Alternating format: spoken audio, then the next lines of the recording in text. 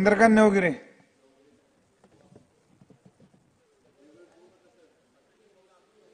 चोवीस 25च्या पुरवणी मागण्याच्या संदर्भामध्ये बोलण्यासाठी मी आज इथं उभा आहे. आपण मला बोलण्याची संधी दिली त्याबद्दल मी आपला आभार व्यक्त करतो. महिला व बाल विकास विभाग या खात्याच्या मंत्री सुद्धा इथं उपस्थित आहेत आणि त्या संदर्भामध्ये मी थोडक्यात एक नवीन मागणी करणार आहे. त्यांना आठवण करून देणार आहे. त्यांनी मागच्या सेशनमध्ये आणि मागच्या पंचवार्षिक मध्ये आम्हाला सर्वांना स्मार्ट अंगणवाडीच्या बाबतीमध्ये आश्वासन दिलं होतं आणि ते आणखी पूर्ण केलेलं नाही. अध्यक्ष महोदय, त्यांची माझी दुपारी भेट झाली, पण मी आपल्या मार्फत विनंती करतोय त्यांना की माझा मतदारसंघ हा हिंगोली जिल्ह्यामध्ये येतो आणि ट्रायल बेसिसवर या जिल्ह्यामध्ये आपण स्मार्ट अंगणवाडीच्या बाबतीमध्ये तिथं उपलब्ध करून देण्यासाठी आपण प्रयत्न करावेत.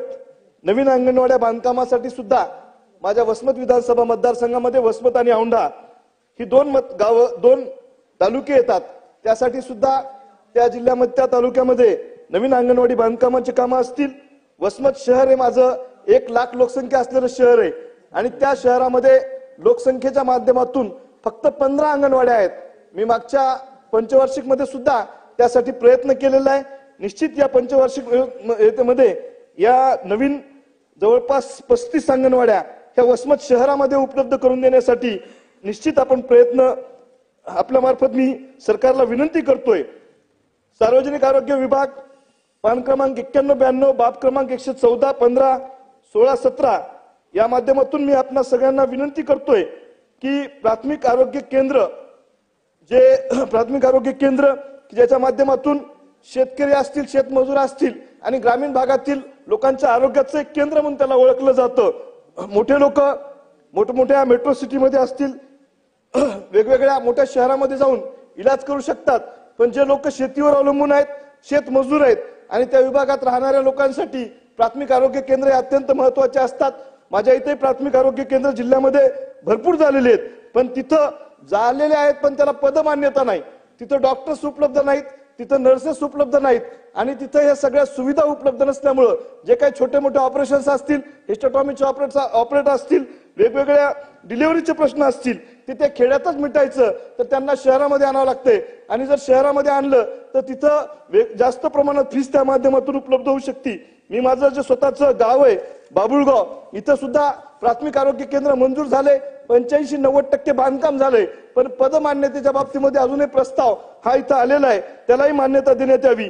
नवीन एक औंढा तालुक्यामध्ये साळणा प्राथमिक आरोग्य केंद्र असेल, वसमतमध्ये आरळ येथे एक प्राथमिक आरोग्य केंद्र असेल आणि उपकेंद्राच्या बाबतीमध्ये तिथं सुकळी असन, औंढा तालुक्यामध्ये आदरसोंडा असन या गावामध्ये तिथं उपलब्ध करून द्यावे. ट्रामा केअर सेंटर आमच्या इथं भरपूर वर्षापूर्वी मंजूर झालेलं आहे, पण त्याची इमारत अजूनही या वसमतमध्ये नाहीये. त्यासाठी सुद्धा अध्यक्ष महोदय आपल्या मार्फत मी सरकारला विनंती करतोय की जवळपास ट्रामा केअर सेंटरची मंजुरी भेटलीये, पण त्याचं सुद्धा तिथं बांधकाम झालं पाहिजे.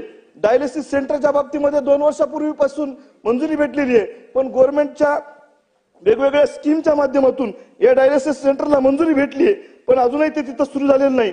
जागेची वॅकन्सी आहे आपल्या इथं विभागामध्ये. आरोग्य विभागाच्या माध्यमातून आपल्या इथलं ट्रामा केअर सेंटर, बाकीच्या सगळ्याच गोष्टी आपल्या मार्फत मी सरकारला विनंती करतोय की त्या लवकरात लवकर पूर्ण करण्यात यावेत. सार्वजनिक बांधकाम विभागाच्या माध्यमातून मंत्री महोदय इथं आहेत, मी त्यांना विनंती करतोय की माझ्या मतदारसंघामध्ये आताच विविध विकास कामासाठी मागच्या काळात निधी भेटलाय, पण आता अत्यंत महत्वाचे असलेले जे रस्ते आहेत त्यामध्ये जवळा बाजार पासून ते वसमत पर्यंतचा 35 किलोमीटरचा रस्ता यासाठी सुद्धा निधी उपलब्ध करून द्यावा. शिरड शहापूर ते हैतनगर पर्यंतचा रस्ता असेल, त्यानंतर करंजाळा ते तपोवन पर्यंतचा रस्ता असेल, बोरी सावंत ते परळी पर्यंतचा रस्ता असेल, असे जे काही रस्ते आहेत की ज्याच्या माध्यमातून ही सगळी विकासाची एक किल्ली म्हणून आपण त्या रस्त्यांकडे बघितलं जातो आणि त्या माध्यमातून आपण या सार्वजनिक बांधकाम विभागाचे नवीन रस्ते या विभागामध्ये झाले पाहिजे आणि त्या माध्यमातून सुद्धा सरकारच्या माध्यमातून मी त्यांना विनंती करतोय सार्वजनिक बांधकाम मंत्री यांना की मागच्या अधिवेशनामध्ये सुद्धा आपल्याला निधी भेटलेला नाही, याही अधिवेशनामध्ये जर आपण तिथं या रस्त्यांच्या बाबतीमध्ये आपण लक्ष दिलं पाहिजे. ही रस्ते ही विकासाची आपण तिथं बघतोय की मुख्य रस्त्यापासून ते गाव जोडणं असू द्या, गावापासून शहरापर्यंतचा रस्ता असू द्या, ही रस्ते जर आपल्याला झाली तर निश्चित या बाबतीमधला प्रश्न मिटू शकतो. आणि आपण अध्यक्ष महोदय, मला ही सगळ्या गोष्टी मांडण्यासाठी संधी दिली त्याबद्दल मी आपले आभारी मानतो. मंजुळा गावित.